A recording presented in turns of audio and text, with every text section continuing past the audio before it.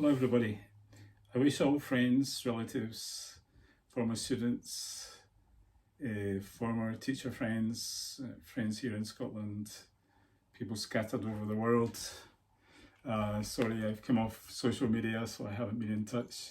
I wish you all a very happy new year, and my earnest hope is that things are going to improve for us on planet Earth. There's a lot of disturbance going on at the moment.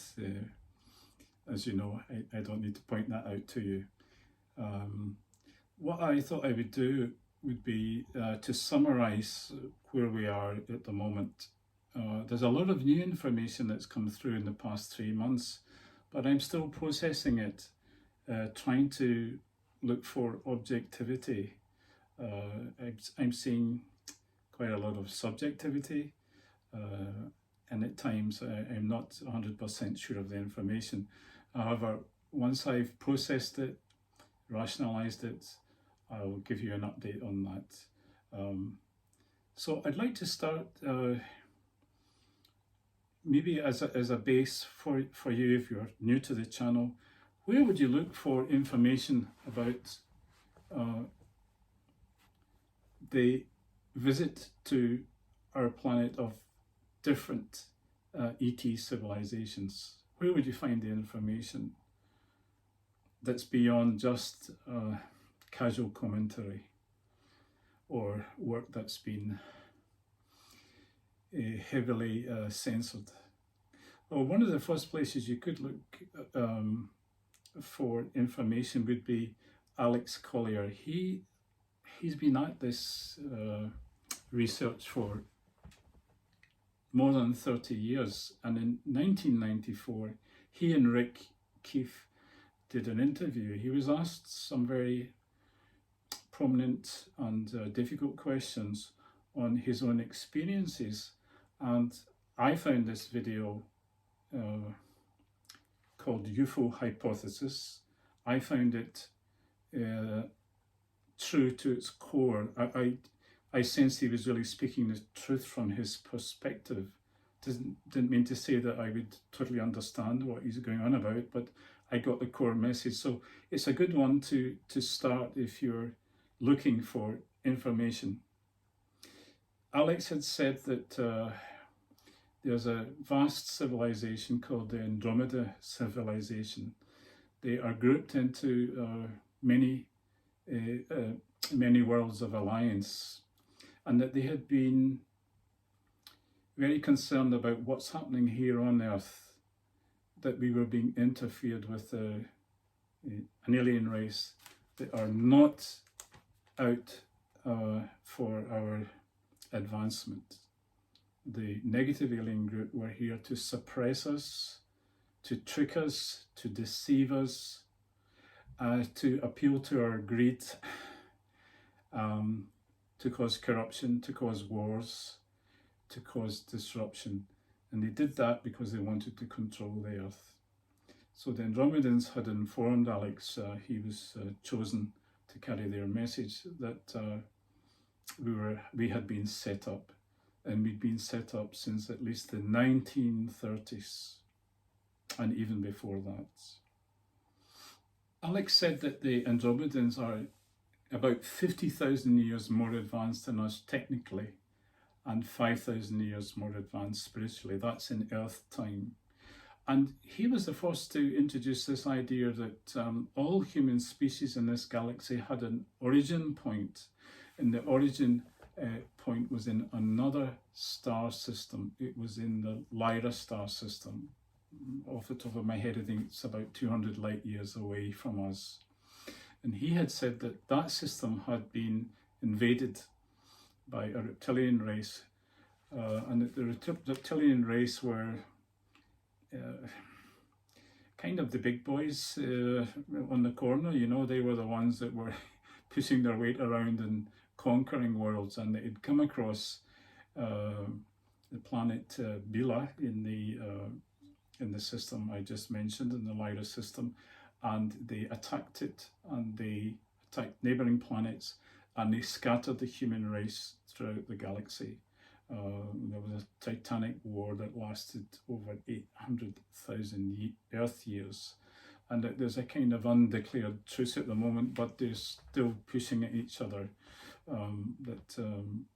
many of the reptilians see us as a food source and as a competitor, and they want to dominate us. So he came out with this theory, and it was very startling at the time, and everybody thought it was a bit wild, and I have to agree.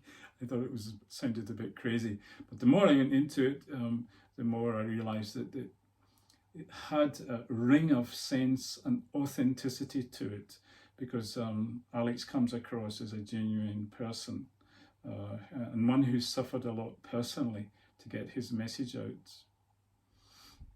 Alex goes on to say that recently the Andromedan people have allied themselves with the Galactic Federation. So this is a grouping of planets that have got together to oppose the work of the reptilian alliances, and that there's been a fight going on above our heads. And here the good news is that it seems that there's been a victory over the negative ET groups, and that their influence is now on the wane, and that the positive groups, that's the Andromedans and the Galactic Federation, are going to help us to raise our civilization to a much more advanced level, and to enable us to go deeply into space and to trade, exchange ideas, exchange culture, learn new languages, settle new worlds, etc. This is the beginning of our flowering, they claim. In my videos on the history of Malta, I pointed out that for the Maltese people, being a small but very resourceful island, full of things that other nations wanted, they were put under pressure to agree to colonization or settlement. And so this is still at the back of my mind, that despite the fact that the Andromedans and the Galactic Federation may be really good guys, they also need resources, they also need allies, they also need what we have. So I would remind, and here I'm going to be a bit cheeky, those of you who are in secret space programs, governments, intelligence services, are you negotiating correctly? Are you thinking 200, 300, 400 years ahead? And do you have a get-out clause? So after 120 years of agreements, and we were to find out that, well, wait a minute, there are some advantages, but there are also a lot of disadvantages of joining up with a federation. Are we going to get out? But since I'm not part of the negotiations, I'm just pointing this out to you to think about it carefully. I'd like now to talk about Robert O'Dean. He was a retired command sergeant from NATO, and he had a lot of experience. He came out to Istanbul in 1998, 1999, and he appeared at a conference. It was called the Balkan and Middle East UFO Conference. And I went to the conference, and I have to say he was one of the most impressive speakers. At the end of the conference, I managed to talk to Robert Dean for about 4 or 5 minutes. It was a brief conversation because he was busy and a lot of people wanted to talk to him. But he talked to me, and he talked directly to me, and we had a good conversation. He said at that time there were 4 species of aliens who were interacting with us here on Earth. And when I asked him who they were, he said, I can't give you full descriptions. There's certain things I can say, he said, and there's certain things I can't. So he didn't want to break his security oath. He said that one was nefarious, one was kind of neutral, and 2 seemed to be helping us out most of the time, but within those 2 groups there was some question marks about some of their friends. So he said it was a very mixed picture. Later on,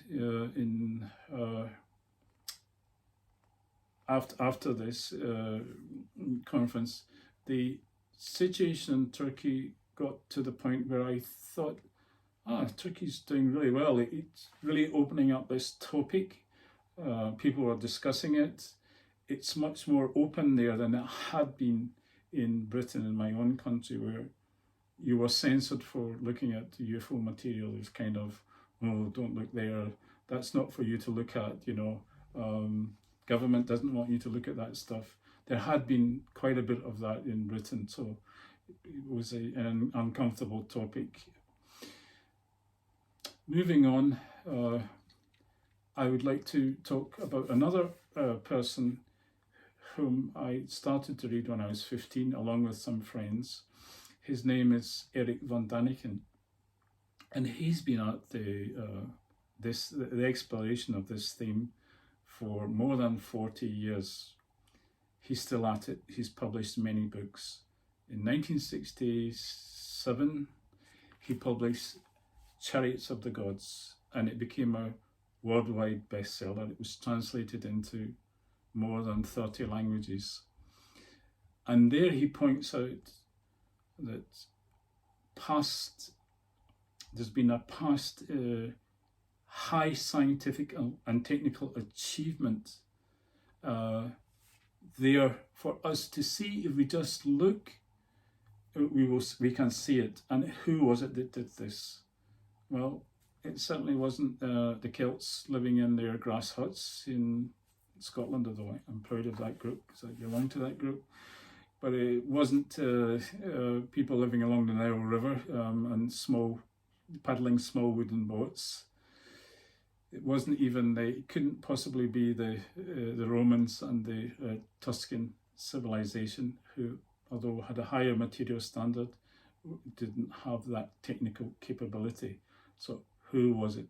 Who was able to build amazing monuments, craft amazing sculptures, and seemingly had the use of batteries, had the reports of them flying in their silver craft, their shield-like shaped craft, etc., etc. So he goes into all that, and he was persecuted. He suffered for this, but now he's still there. He's still on the circuit, and I wish to thank him. And I do recommend his books. One that you may not have read is Goode of the Gods. It's very convincing. Another very useful source for you to research is the work produced by Corey Goode and David Wilcock. They first appeared on Gaia TV interviews. And again, David asked Corey, who claimed to have worked in the secret space program, some very in-depth questions designed to, really search him out. Corey at that time gave explicit, detailed answers. He said there were, and I've featured this in the past in the videos I've made, but just to summarize it, there were 4 special programs. There was Solar Warden, that had been created by a Pleiadian group of ETs, part of the Galactic Federation, who worked alongside the American Navy. And this was also confirmed by Michael Sala, PhD, who wrote a book about this cooperation. So Corey had said that Solar Warden was there as a defense force, a patrol force for our solar system, to help us to defend our own borders from other invading, exploratory, piratical groups. Solar Warden has expanded. I believe the American Navy has also called on its allies. I presume that would also include the UK. And I also heard that the Russians were also in on this program. Corey ran into trouble with Gaia TV. He had a lawsuit against him. His work started to deteriorate. I think he was being sued for millions of dollars. I felt that he'd lost it a little bit. I can't say for 100%, but I think the quality of his work declined after 2012. His work contradicts, because he's saying that negative groups are still here, his work contradicts Michael Salla and Elena Danaan, who in the last 3 years has really opened up the whole picture about the positive ETs acting for our benefit. So that's for you to find yourself. You can go onto Gaia TV. Corey's videos are available. I see his own website. As I said, I think his early research is good. I wish Corey all the best, because I think there is a genuine person there, despite the difficulties that he's had over the last few years and the fact that he seemed to have gone off track a bit. You might be thinking, oh, these people I've mentioned are whistleblowers, or you know, they're saying they're this or that, but in fact they have no official status. But there is someone who has had official status, whom I haven't talked about in the past. His name is Paul Hellyer, and he was the Canadian Defence Minister some years back. He's now retired. He came out and stated unequivocally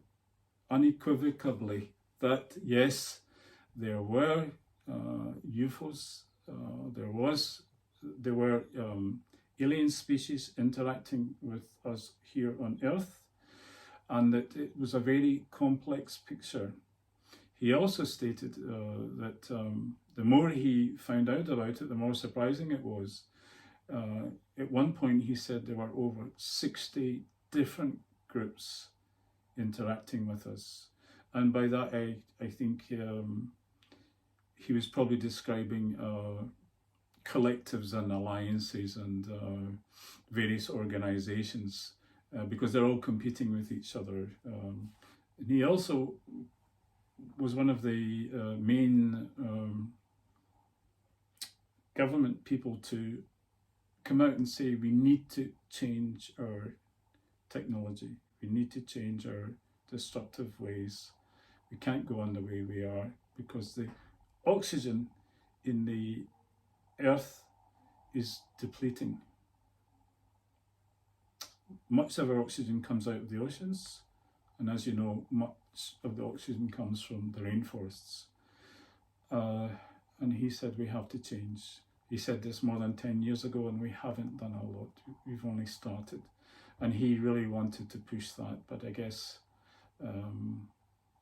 up until about 2 years ago, that was still proving difficult. Because thank you for watching. I will stop now. Please subscribe and share. I would advise you to do your own research. Things have got to change now. We've really got to move forward. We've really got to face up tomorrow. And we have to have confidence in ourselves, in our culture, in our arts, in our sciences, how we do things. We've had a lot of experience with many different forms of government, different philosophies, different religions. It's been very much a creative matrix here on Earth. And we should not depend on the people from the stars. We should bring to the table what we've got. They can bring to the table what they've got. But we need to be confident in our own culture. We need to be able to stand up on our own feet. We need to not become dependent on them, even though at first, or it seems to be the case that many of them are good. We still have to stand up for ourselves. So I'm going to encourage you to look forward to the future. I think it's going to be very exciting. Thank you very much, and have a good year.